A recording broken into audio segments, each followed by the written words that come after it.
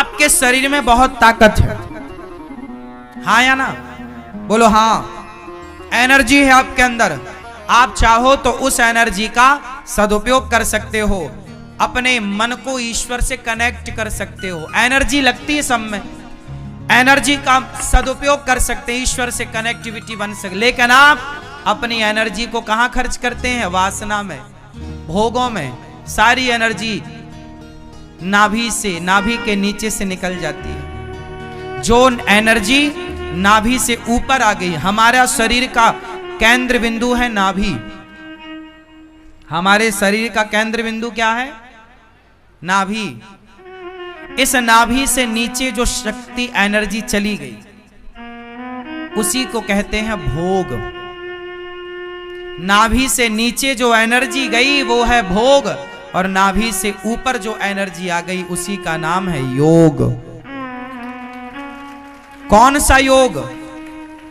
योग का मतलब है उस परम योगेश्वर, यत्र योगेश्वरः कृष्णो, जो योगियों के योगी है कृष्ण, उस कृष्ण तक पहुंचना, अपने मन को कृष्ण में लगाना, यही है योग। ईश्वर से मन को जोड़ देना, यही योग है ना? आप अनुलोम विलोम को ही योग ना समझ लीजिएगा, वरना नाक पकड़े बैठे रहें। ईश्वर से कनेक्ट हो जाने का नाम योग है। इच्छाओं का त्याग कर देना ही योग है। इच्छाएं जिसके अंदर हैं, अभी वो योगी नहीं है। जिसके अंदर कोई इच्छा नहीं रह जाती, उसे योगी कहते हैं। ये तो योगी है। ये कौन है? योगी है। कोई इच्छा ही नहीं है, कामना ही नहीं। इसलिए अपनी शक्तियों को, आज आप लोगों ने अपनी शक्तियों को कहां खर्च किया है, ये आपसे अच्छा भला कौन जानता होगा। इसलिए इस प्रश्न का उत्तर आप अपने आप को ही दे दीजिएगा। इसलिए बची हुई एनर्जी, बची हुई शक्ति को संभालिए, मन हटाइए भोगों से, भगवान में लगाइए, ब्रह्मचर्य का पालन कीजिए, ब्रह्मचारी बनिए। तो हम संसार में क्यों आए हैं?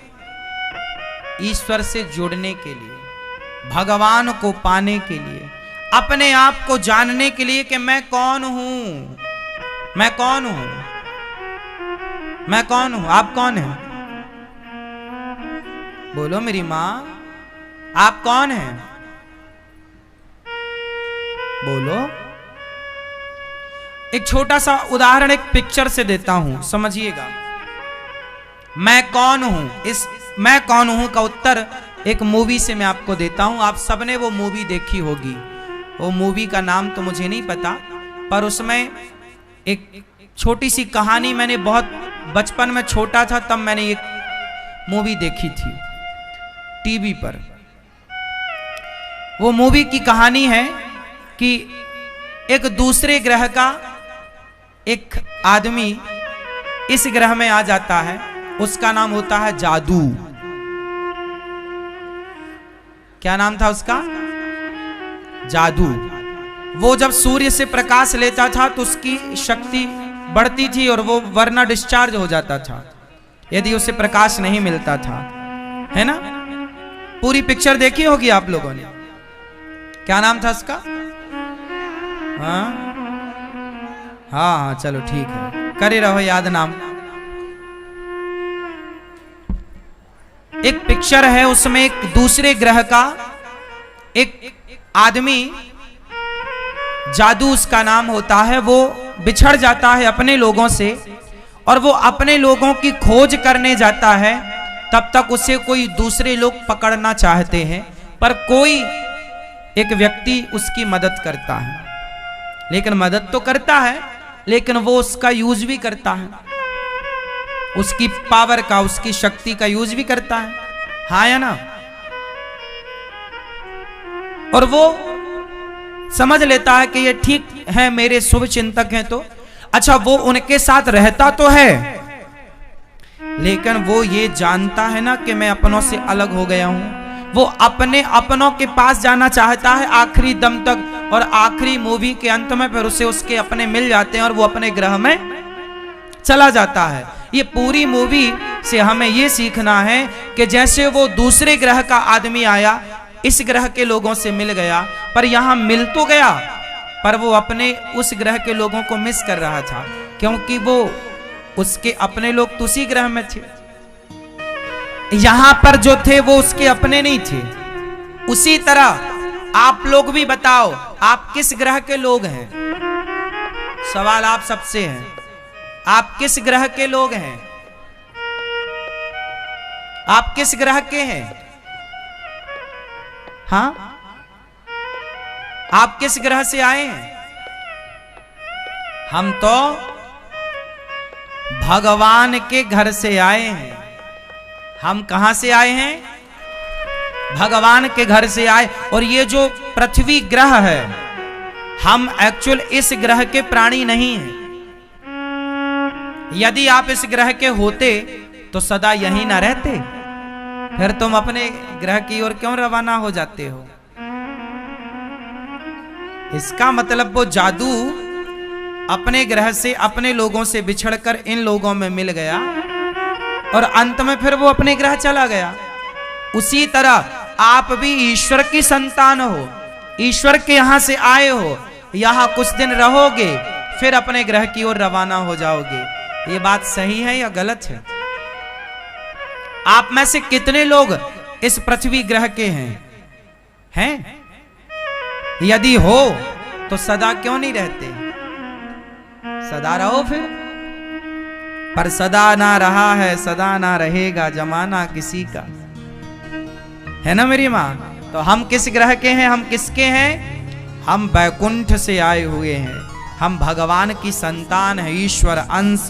हम ईश्वर के अंश हैं। हम ईश्वर ही हमारे अपने हैं। वो जादू सबके साथ रहता है पर अपने को मिस करता है। इसलिए आप भी अपने कौन हैं? देखो ना, एक सिंपल फंडा समझो, सिद्धांत, साइंस का सिद्धांत समझो।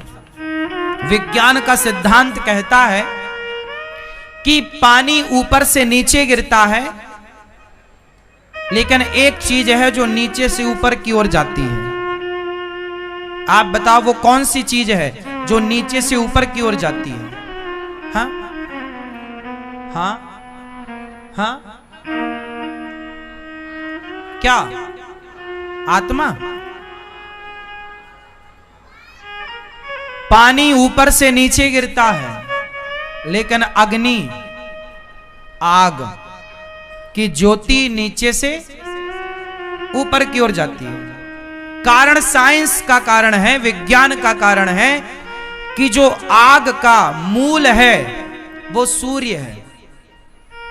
आग का मूल कौन है? अधिष्ठात्र कौन है? सूर्य। आग कहां से प्रकट हुई? सूर्य से। इसलिए आग सूर्य का अंश है, इसलिए अपने अंशी की ओर भाग रही है। हाँ या ना? पानी ऊपर से नीचे, क्योंकि पानी किसका अंश है? पानी किसका अंश है? समुद्र का। पानी किसका अंश है? इस धरती में कहीं भी पानी होगा वो पानी समुद्र का ही होगा। समुद्र का भाप बना पानी, पानी बरसा, चाहे वो अमेरिका बरसे, जापान बरसे, लंदन बरसे, पर वो गया समुद्र से ही है। वाष्पीकरण तो समुद्र से ही हुआ ना? हाँ या ना? तो समुद्र कौन है? अंशी। पानी है अंश। उसी तरह पानी ऊपर से नीचे की ओर क्यों गिरता है? क्योंकि पानी का जो मुखिया है वो नीचे है, तो पानी नीचे आया। अंशी, देखो, एक होता है अंश और एक होता है अंशी।